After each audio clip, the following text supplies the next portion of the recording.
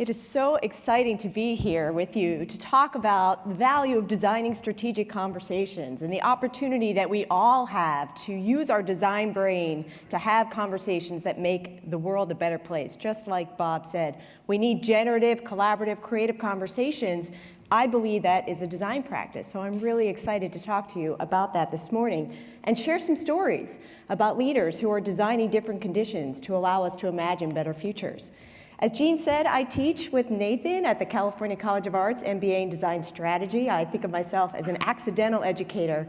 I find no better joy than helping students envision and become leaders who are designers, and to help these designers become leaders. That is my practice. How can these be the same opportunity to shape the world by embracing both modalities of leader as designer? Because as we talked about this morning, the world we're living in is increasingly complex, filled with volatility, uncertainty, complexity, and ambiguity. The VUCA world we're hearing so much of, it's almost become, oh yeah, I don't really know what crazy thing is going to happen tomorrow. We're almost not even aware of the massive change going on because we're just living with knees bent, trying to understand what's going to happen next with us. And these designers as leaders, their job is to think of not only how to survive in this world, but also how to think about what's next in this world. How do I actually imagine where we are today and think of what's going to happen tomorrow? And create opportunity to bring value to the world, knowing that there's no guarantee of what's going to happen. This is a design skill. This is a leadership skill. So it's really about designing better futures, to actually be proactive, to use our maker mind, to think differently about what's ahead. So as Jean said, earlier this year I wrote a book about how to have generative conversations, the practice of design, and actually codifying some of the leadership moments, the choices people make, in order to not allow these conversations to happen to us, but in fact to proactively think of the conditions that's going to bring out the best value in others in order to recombine and create something new. This is in fact a design skill. My favorite definition of design comes from our familiar Nathan Shedroff, who says, it's not my job to design something beautiful, it's my job as a designer to make choices that trigger the right responses. And so the question is, what responses do we want to trigger? And what we now know is that as a craft, as a skill, we know how to design beautiful products that not only deliver great functionality, but also delight us in ways that we thought unimaginable. I love Josh's comment this morning. We now have less unintentional ugly things. I think we can go even beyond that to say we become rabid fans of these well-designed objects, things like the Dyson vacuum or the Herman Miller sail chair or the Nest Collective. How many people here have a Nest thermostat?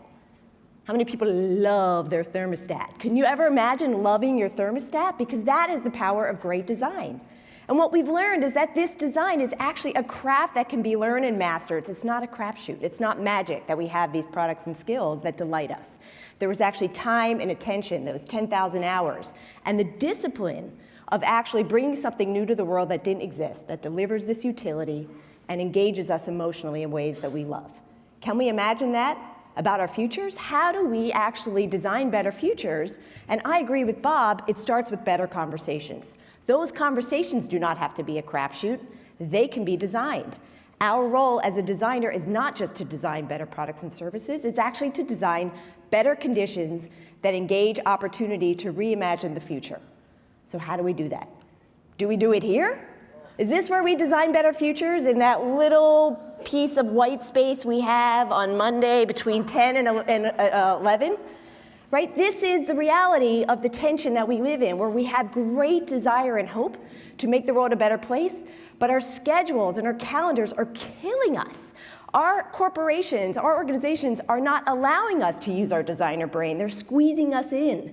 And half the times we don't even know why we're invited to these meetings, but we show up. And the great creative time is left to the 11 p.m. time at night when you're so exhausted. That's when you get to have your white space to actually think. So this is not allowing us to be the designer and the leader that we want to be. We sit in rooms that look like this, trying to be generative, trying to have that conversation that's going to lead to the breakthrough idea, and our brain is actually feeling this.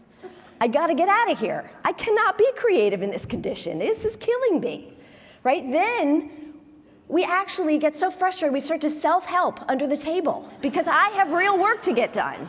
And they've sequestered me, and I'm not using my best talent, so I'm just going to get my work done anyway, because otherwise I'm going to be up until midnight and I'm going to be angry. This is a real epidemic. This is not allowing us to have the conversation we need to because we're having the groundhog conversation. Didn't I just have this conversation? We were just here last week. What happened? How am I back here again? Self-help begins again.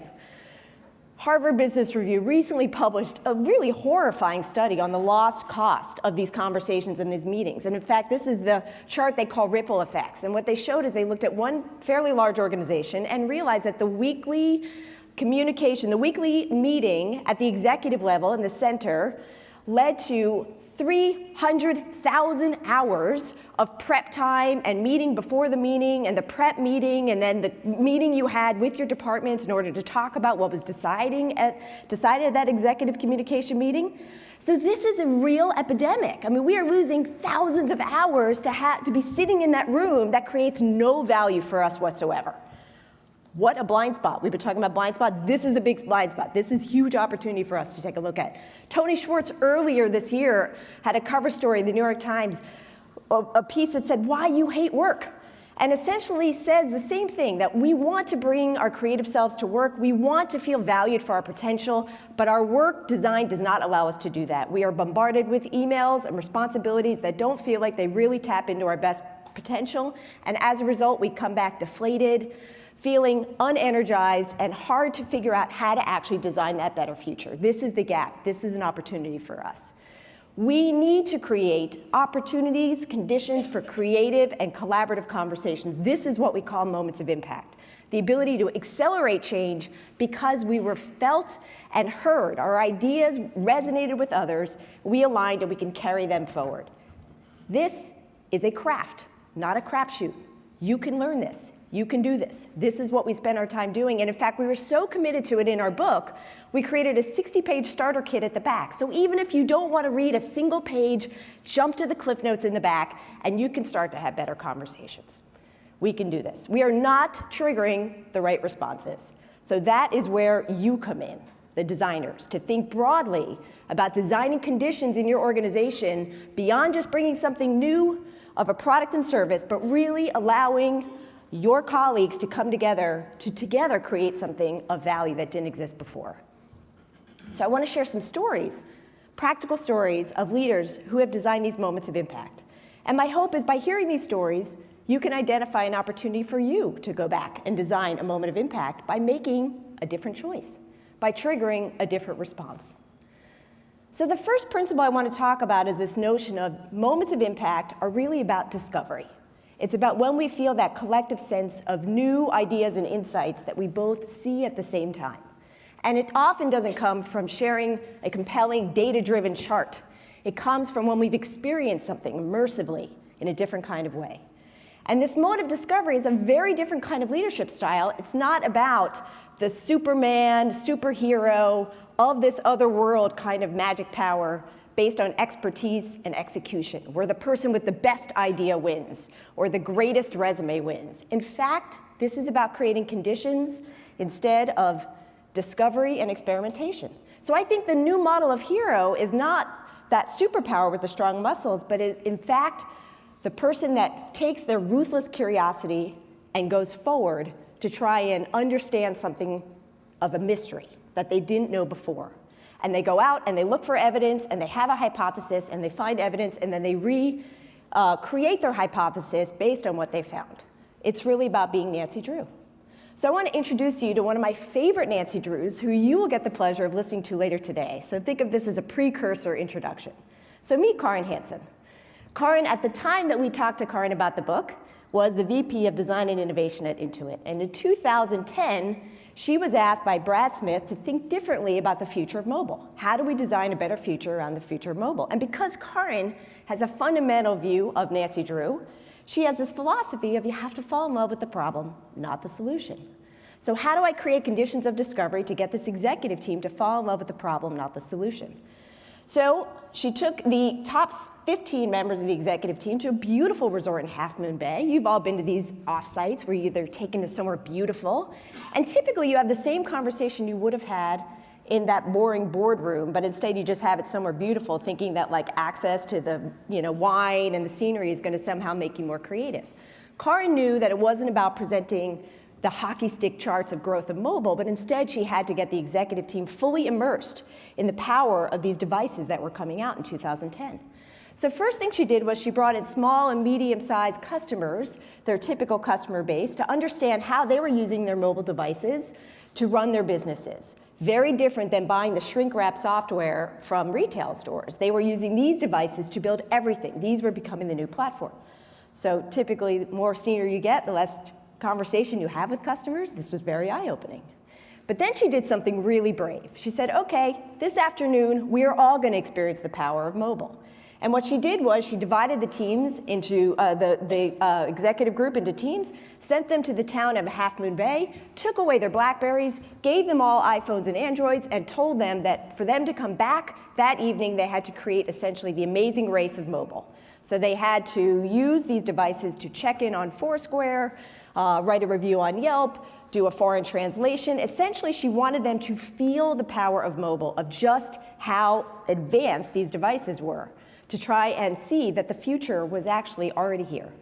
She said what happened was amazing. They got into the spirit of competition and they came back and they realized that they needed to invest. And what she did was she created a very different conversation where if she just stayed in that room and talked about one issue after another, if you think about the issues against the vertical line of emotional engagement, it would have just been a flat line. But instead, she asked them to experience it themselves, and in doing that, created a different kind of emotional connection where they had insights about what they were excited about and what were opportunities that they were nervous about. And it was through those insights that they got to an aligned point of view that mobile was something that they needed to work on immediately or they were going to miss it.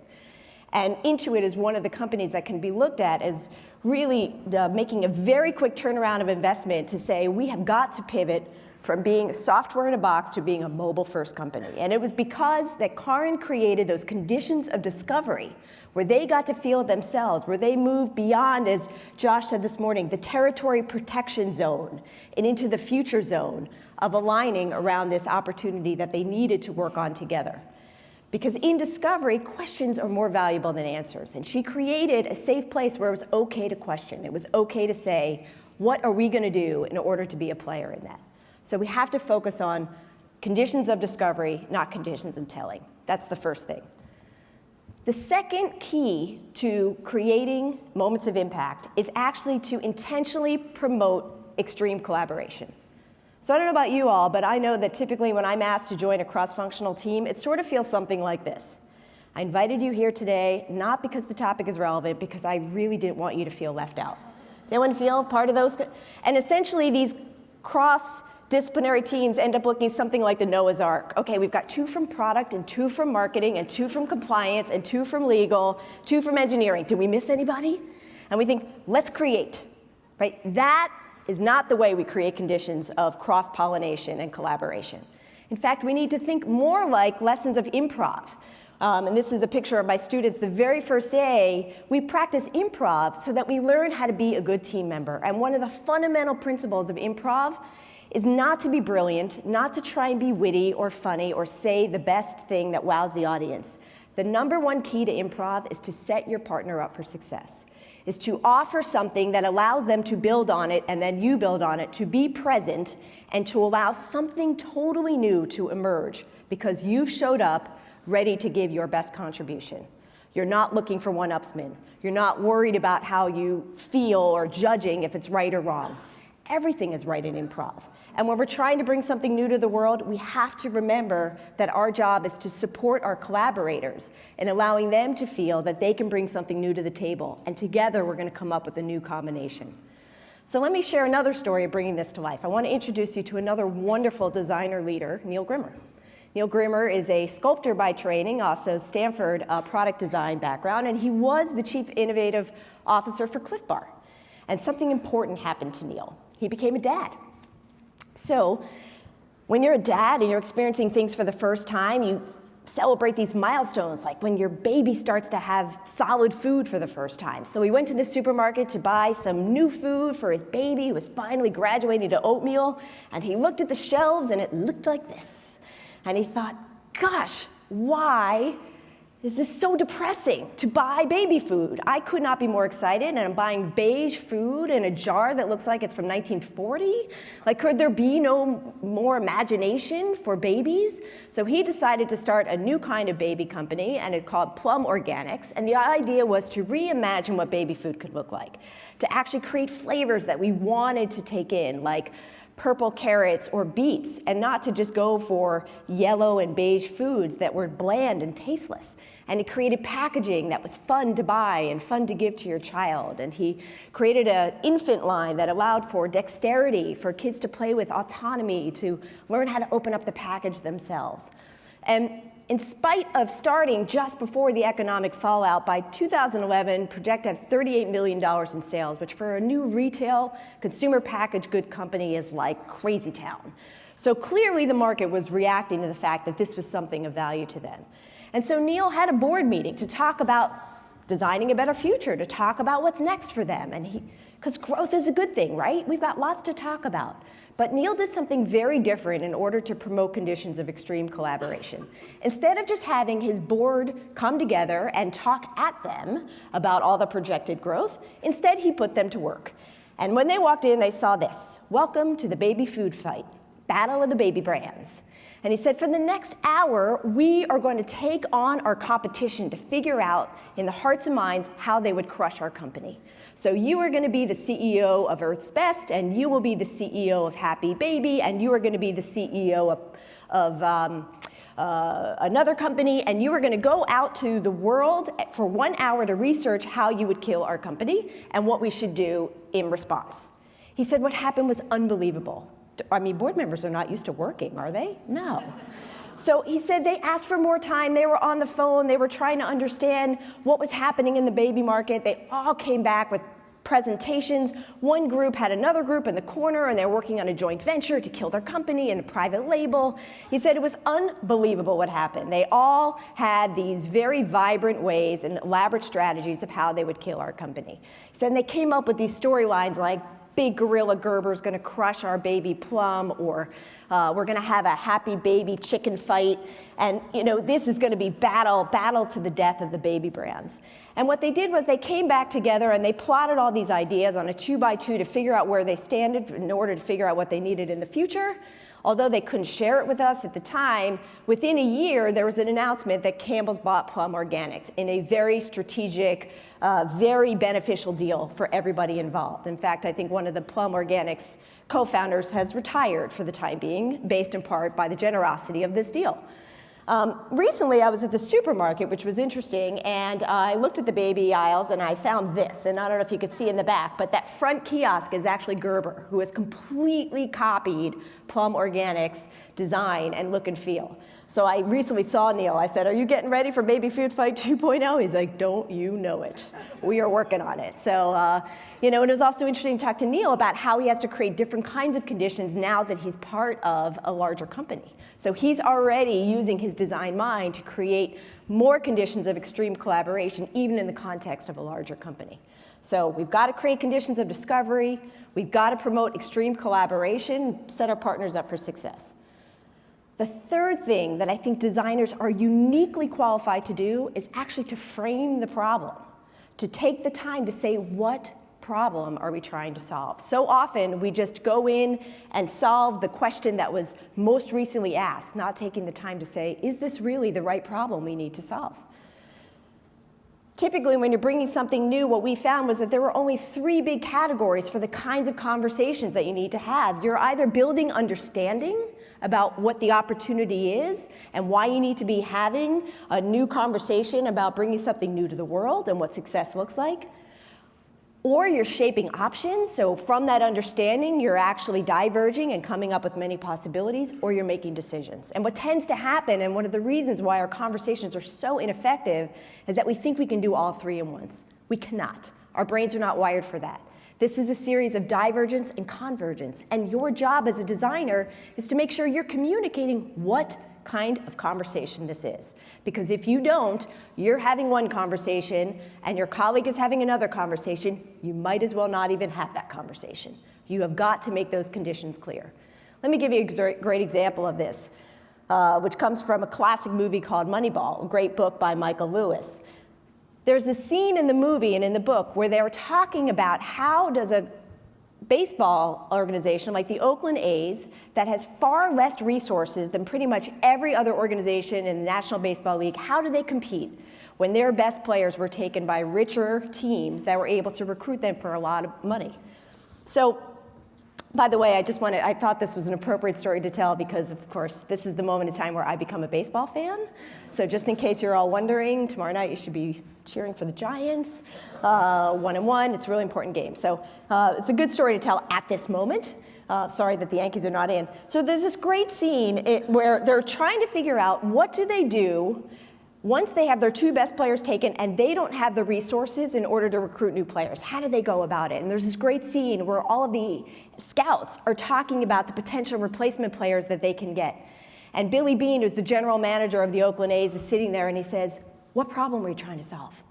And these guys, these are the scouts, are saying, "Well, we gotta find a first baseman and we gotta find an outfielder and we gotta do it with no money." And Billy Beane keeps saying, "What problem are we trying to solve?" And they say, "We're trying to find replacement players." And finally, Billy Beane says, "We are not trying to solve the problem of trying to find replacement players. We are trying to solve the problem of winning games.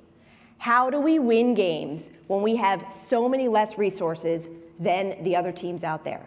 And because he took the time to ask that question, we are trying to solve the problem of winning games, he was able to look at the problem in an entirely different way using data analytics to realize that baseball games are not won by star players in certain positions. Baseball games are won when you have more hits than the other teams, more runs stolen by the other teams, more opportunities to get on base.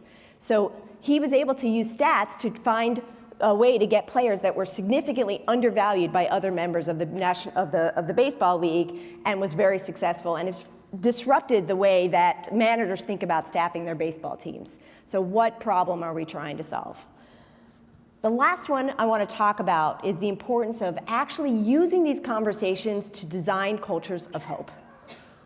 If you have these conversations that feel generative and engaging, they change the way you work outside of those moments. It can literally change cultures that look internally and are focused on protecting territory to looking more expansively about the future. That is the power of these kinds of conversations. So I want to leave you with one final story of Eric Burmeister, who is a principal at a local middle school near where I live in Menlo Park. He is a beloved principal, was already the national finalist for Obama and the White House about Principal of the Year, and finds himself as an unexpected designer and creator of hope. So Eric Burmeister came to Hillview a couple years ago. It was a beautiful new campus, and he really saw an opportunity to change the way we think about public school education. And he purposely came in and joined Hillview because he saw an opportunity not just to solve problems, but actually to reimagine the best possibilities of this school. And one of the things he did was he purposely went to the superintendent and said, "I believe we have a chance to redefine how students are respected and are appreciated in our school, but it's going to take understanding the students from their perspective, not just from the administration perspectives." So he created conditions of discovery, and the very first thing he did was he recruited a design team, a multidisciplinary volunteer team of teachers, tenured teachers, new teachers, parent volunteers, outside members of the community who just wanted to see a better middle school supporting their community. And when they came together for the first time, he just had these words on the board: "Welcome designers," because he wanted them to see themselves as creators. This wasn't about status, this was about best contribution. And he had them go out and actually shadow middle school students from the moment they got on campus, 7:30 till 3:30. Because he said, you know, we sit in all these board meeting conversations, all these faculty conversations, nobody asks what's going on with the student. Why don't we experience that firsthand? And they took their ideas and they actually created new possibilities of what the school could look like given the insights of the students. And he then really thought about how are we framing success for these kids, not class by class, but their full development. And he learned two really important things from this experience. The first thing he learned was that the student schedules just felt crunched. And although schedules were like solidly in constraint land of, oh, you don't touch the schedules, union, no, danger, he said, that's crazy. These students need time to decompress before they start their afternoons, before they start their second job of all the afternoon activities. So I don't care that I'm gonna have to bust unions. I don't care that we're gonna have to change the sacred schedule. We are creating block schedules and opportunity for kids to decompress. That was number one. The second thing he did, which was really extraordinary, is that he learned that students wanted more autonomy and choice. And within 8 months, he created, I think, one of the most interesting experiments in public school education. He created a week-long deep dive program for all 975 students to go off-site and actually choose an elective of their choice. Anything from all about Alfred Hitchcock, crafting the novel, creating a documentary, architecture, redesigning Menlo Park, all of these things for them to express who they were, and he called it School Only Different. And he organized hundreds of volunteers in order to support this. And it was just an amazing demonstration of really redesigning what school could look like. So just extraordinary opportunity. So I thought I'd end by not just telling you what he did, but you can hear for yourself about what Eric did. Serve, right? So when I came to Menlo Park, everybody in the city wanted to tell me what they thought needed to change about Hillview, right? As soon as like the Almanac article came out, that this guy's coming, it was like I'd get emails and I'd get stopped and say, oh, let me tell you about what, in 1972 this happened to my kid, and could you do something about it? And I was like, oh, sure, we'll totally fix that. But what was really interesting about it was people were really energized, and they wanted to be creative, and they were excited about having somebody who had a history or a reputation for change. And when I came on, our new superintendent, who had only been here for a year, who's very interested in design and creativity and innovation, had created a partnership with the design school at Stanford. So we were going there to find out how design could influence the classroom, right? And we're sitting there, and I'm like, yeah, this is all cool stuff, and yeah, our kids would love to do design, and so on and so forth, but I could use design to change the school. Like, here I am, the new principal, in the middle of this innovative town of innovators, and people are hungry for change, and they want to see change, and my superintendent's supporting me, and they asked me to come here, so maybe I should take a risk and sort of be creative and take a design approach to how we're going to change our school. So I approached our superintendent, and I said, so I know you want us to do some design in the classroom, and I think that's really cool, and we're going to get there, but what do you think if we used design principles to actually ask the community what kind of school they would want if there were no constraints involved? And he was like, I love it. And that's the moment I knew I had come to the right place. And so we got a design team together, and we all got trained on the design process, and we dove in head first. And the result, I've only been in the community now for about 1 year and 3/4, and what's happening at Hillview is truly remarkable. And it's not about me. It's really about opening up the floodgates to creativity and innovation and focusing on who we're trying to serve here, which is the students. Right, just incredible. To me, I think Principal Burmeister really emulates this new model of leader as designer and designer as leader. And by doing that, he's been able to do what I call the yeah buts, the sort of 3 obstacles to what makes this hard, this focus on near-term results, right? He said, yeah, we're not just focused on the classroom, we're focused on changing the conditions of our school long-term. Moving beyond the politics in play, that territory and turf protection, and the capability gaps of understanding that most teachers, most parents don't understand design, so he created a whole parent ed series to get parents on board with this experimental new way of thinking about education, allowing him to create a sustainable, adaptive culture of hope. Going back to Karin, she says, if you're sitting in a room with a lot of slide decks, there's very little that can go wrong. There's also very little that can go right too. So I think it's incumbent upon us as designers to kind of turn up the heat a little, to take some risks, to really get in there and create different kinds of experiences and conversations that really push the boundaries of what's possible.